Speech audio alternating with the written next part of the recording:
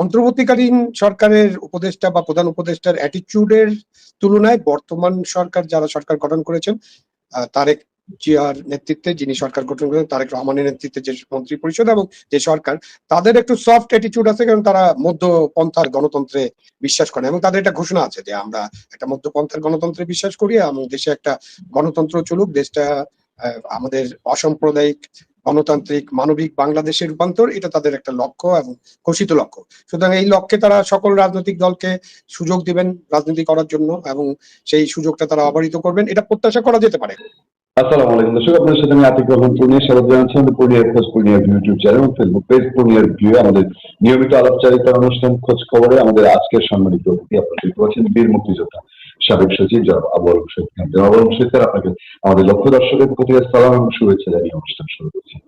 আমরা আলাপচারিতা শুরু করতে চাই গত এক সপ্তাহ ধরে টক অফ দ্য কান্ট্রি এবং রহস্যময় একটু রহস্যময় টার্নিং স্বরাষ্ট্রমন্ত্রী একটা বক্তব্যের মধ্যে দিয়ে পুলিশ হত্যা জুলাই অভ্যুত্থানে 2024-এ এখন পর্যন্ত অফিসিয়ালি বলা হচ্ছে 44 জন পুলিশ ব্রুটালি তাদেরকে হত্যা করা হয়েছিল কোনো কারণ ছাড়াই। অনেক জায়গায় থানা ঘেরাও করে নৃশংসভাবে প্রেগনেন্ট পুলিশ সহ হত্যা করা হয়েছে। সেই আলোচনা বিএনপি গভর্নমেন্ট আসার পরে উঠেছে। স্বরাষ্ট্রমন্ত্রী এর আগে পত্রপত্রিকার খবর তিনি বলেছিলেন যে পুলিশ হত্যা তদন্ত। আমরা মিডিয়াতে স্ট্রং নিউজ দেখেছি, গভর্নমেন্ট সিগন্যাল দিয়েছে, গ্রিন সিগন্যাল দিয়েছে এই তদন্ত এবং মেসিভ তদন্তের জন্য। বাট স্বরাষ্ট্রমন্ত্রী গতকাল আবার বলেছেন যে এইটা জুলাই সনদ অনুযায়ী হবে, জুলাই সনদে একটা ইন্ডেমনিটি দেওয়া আছে।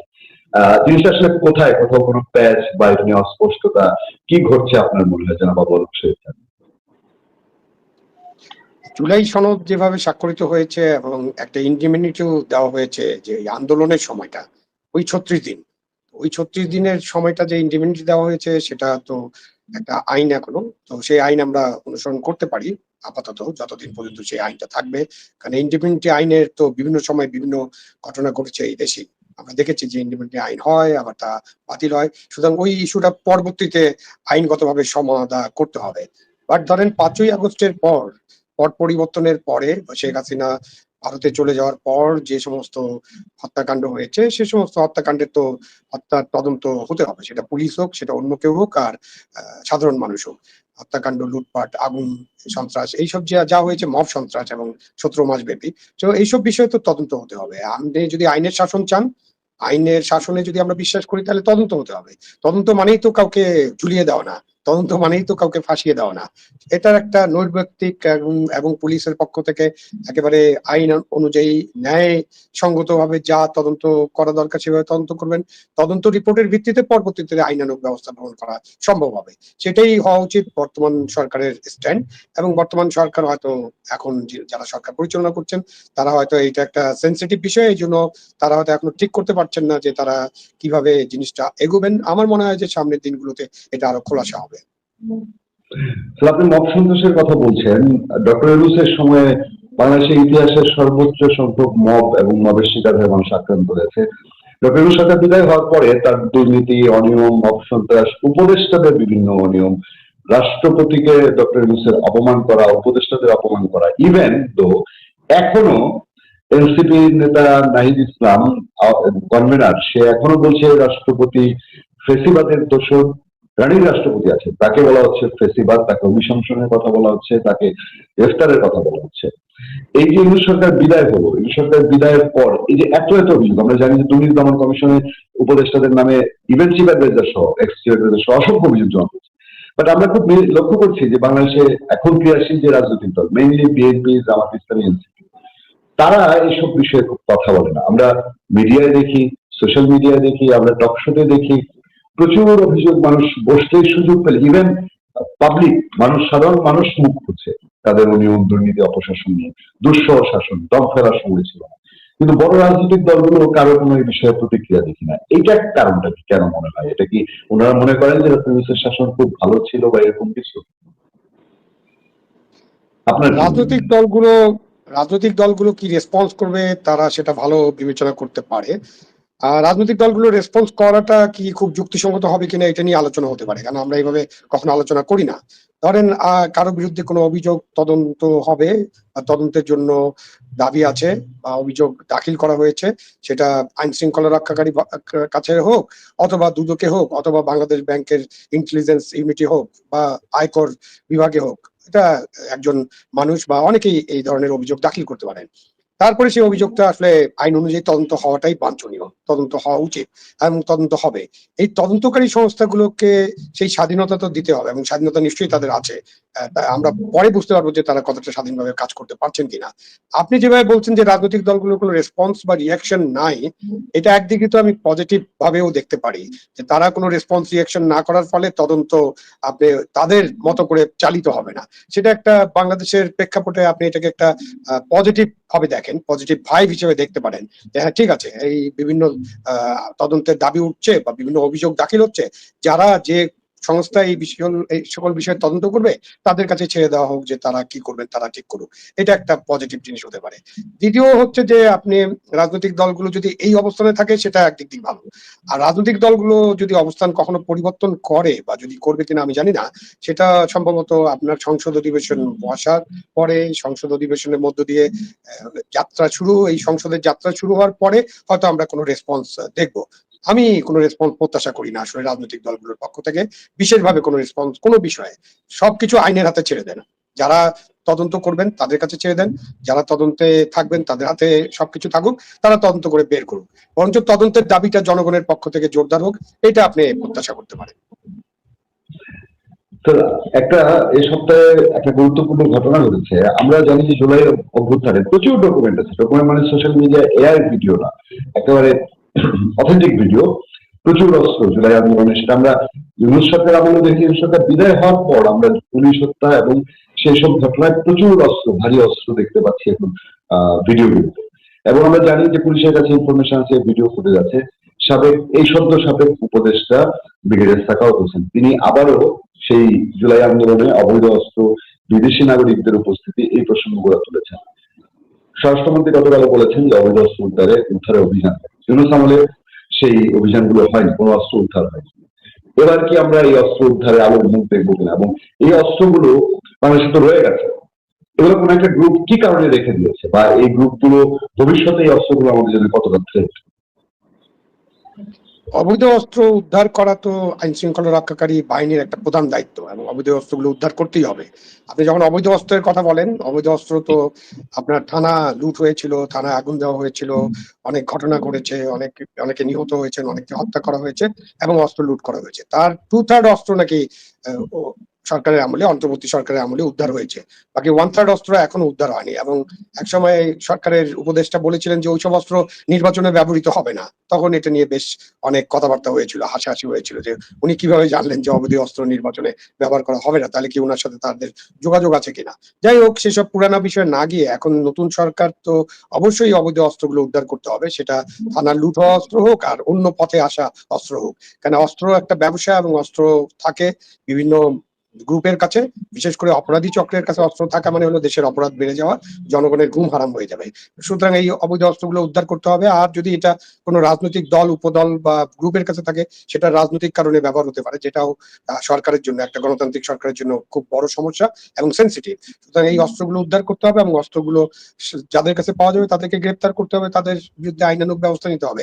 এটাই প্রত্যাশিত।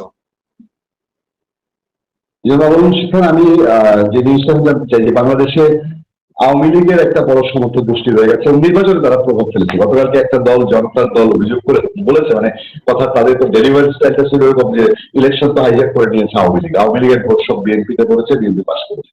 নতুন সরকার আসার পর আওয়ামী লীগের বিষয়ে দৃষ্টিভঙ্গি একটু পরিবর্তন দেখা যাচ্ছে, একটু কোথাও কোথাও অফিস খুলছে আওয়ামী লীগের লোকজন। বাট আওয়ামী লীগের নিষেধাজ্ঞার বিষয়ে এই সরকার অলরেডি আপনার 20 দিনের মতো 10-15 দিন চলে যাচ্ছে। আপনার কি মনে হচ্ছে সরকারের অ্যাটিটিউড কেমন হবে? আওয়ামী লীগ কি দ্রুত সময় ফিরতে পারবে বলে মনে হয় কিনা দেশের পলিটিক্যাল স্ট্যাবিলিটির জন্য?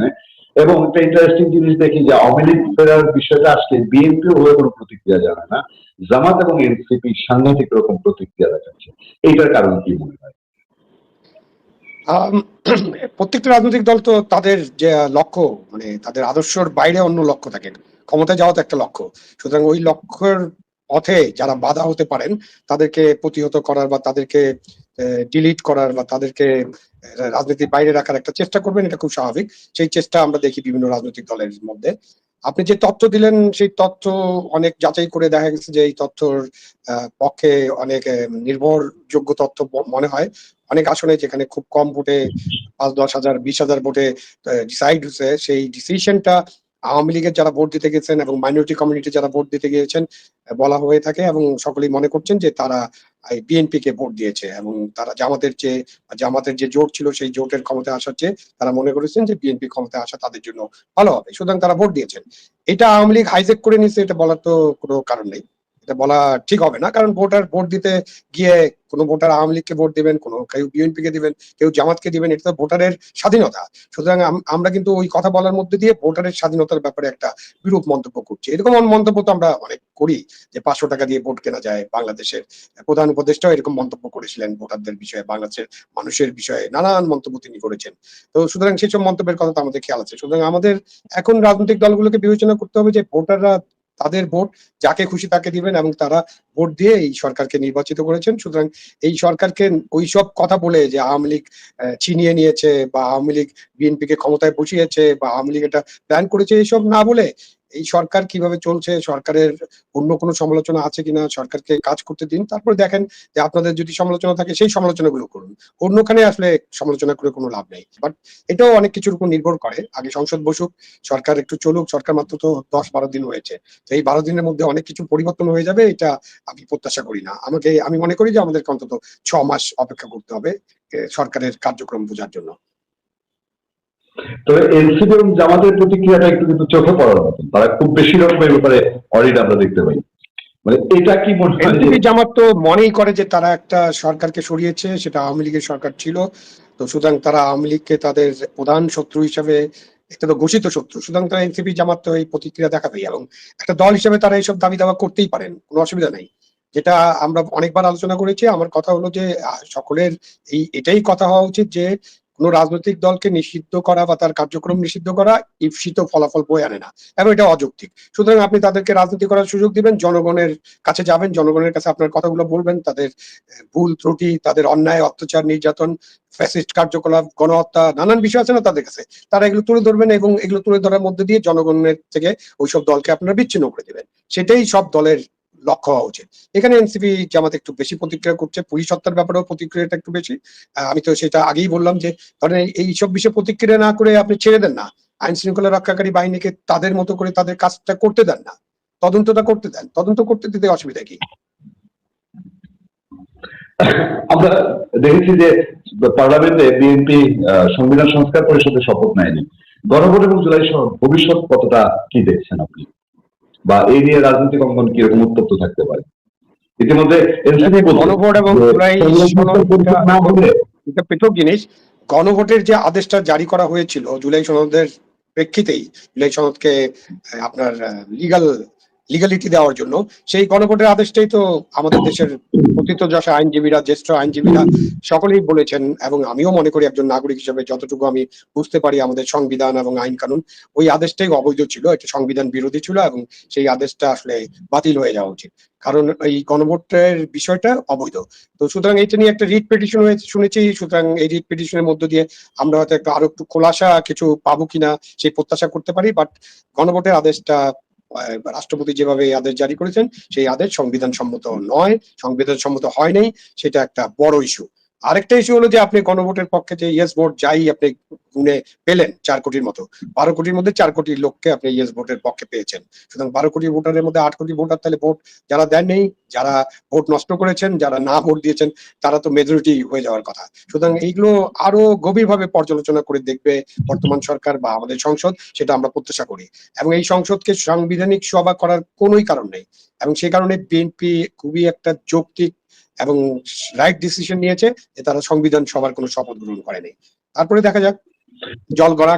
আমি সবচেয়ে জানতে চাই, ডক্টর মোহাম্মদ ইউনূস বহু আলোচিত ক্যারেক্টার, তিনি খুব ব্যতিক্রমী ভাবে তার 1 বছরের সিকিউরিটি নিশ্চিত করেছেন, এসএসএফ সিকিউরিটি বাংলাদেশের সর্বোচ্চ রাষ্ট্রীয় সিকিউরিটি, এবং তিনি সম্মান ভিভিআইপি সম্মান নিয়েছেন। তা আমলেই তিনি 12 তারিখ ইলেকশন আছে, 10 তারিখে তিনি তার এইসব নিশ্চিত করেছেন। কেন মনে হয়, কারণ কি?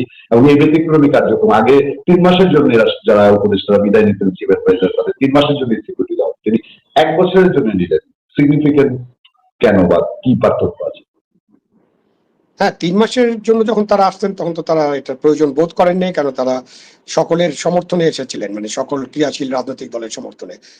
1-11 এর পরেও কিন্তু ওই সরকারটা 2 বছর ছিল, সেখানকার যে প্রধান উপদেষ্টা ছিলেন তিনিও এই সুযোগটা নেননি। সুতরাং আপনি যে 3 মাস না 2 বছর না 1.5 বছর কে কতদিন থাকলো তার ভিত্তিতে এই সুযোগটা দেওয়া হবে কিনা একটা আলোচনার বিষয়। এখন তো এটা উনি আইন পাশ করেছেন, শুধু একটা বিষয় নিয়ে আলোচনা করেন কেন? উনি কি কি করেছেন এটা তো লম্বা লিস্ট আছে। তো ওই তার লম্বা লিস্টের মধ্যে তার যে কনফ্লিক্ট অফ ইন্টারেস্ট, তার যে ব্যবসা বাণিজ্য, তার যে অনেক কিছু সাথে এটা আরেকটা পালক যোগ হয়েছে। আপনি এই পালকটা তার মাথায় যোগ করে দেন, অসুবিধা নাই। মানে আপনি কি মনে করছেন যে তিনি ঝুঁকি ফিল করছেন এইসব দিক থেকে?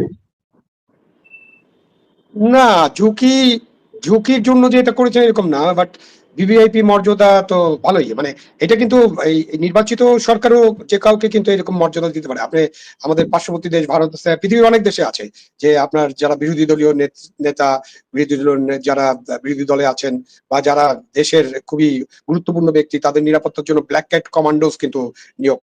আওয়ামী লীগকে বিএনপির সুযোগ দেওয়া উচিত, গুরুত্বপূর্ণ তথ্য দিলেন আতিক রহমান পূর্ণিয়া। কিন্তু নিরাপত্তা ঝুঁকির জন্য প্রয়োজনীয় ব্যবস্থা নিতেই পারতেন। কিন্তু উনি, আপনি যেটা বললেন যে 10 তারিখে এই গেজেটটা ইস্যু হয়েছে, খুবই মানে এটা অবাক করা কাণ্ড বলতে পারেন আপনি। বাট আমি তো এক কথাই বলে দিলাম যে তার অনেকগুলো পালক যুক্ত হয়েছিল। কনফ্লিক্ট অফ ইন্টারেস্ট আপনি যদি বিবেচনা করেন, সেই পালকে এটা আরেকটা পালক তার যুক্ত হয়েছে। সুতরাং এই বিষয়ে বেশি কথা বলার দরকার কি? উনি তো যা যা করেছেন সবাই তো, দেশবাসী তো জানে কি কি করেছেন উনি। এবং উনি প্রধান উপদেষ্টা থাকার সময় উনার সংগঠন বা উনার ব্যবসা বাণিজ্যের জন্য কি কি কাজ করছেন সেটাও তো দেশবাসী সকলেই জানেন। অনেক অনেক ধন্যবাদ, ভালো থাকবেন, সুস্থ থাকবেন। আজকের এই অনুষ্ঠান এখানে শেষ করছি। অনেক অনেক কৃতজ্ঞতা দর্শকের পক্ষ থেকে আপনার প্রতি। আপনার সুস্থতা এবং দীর্ঘায়ু কামনা করে আজকে বিদায় নিচ্ছি। ভালো থাকবেন। আসসালামু আলাইকুম।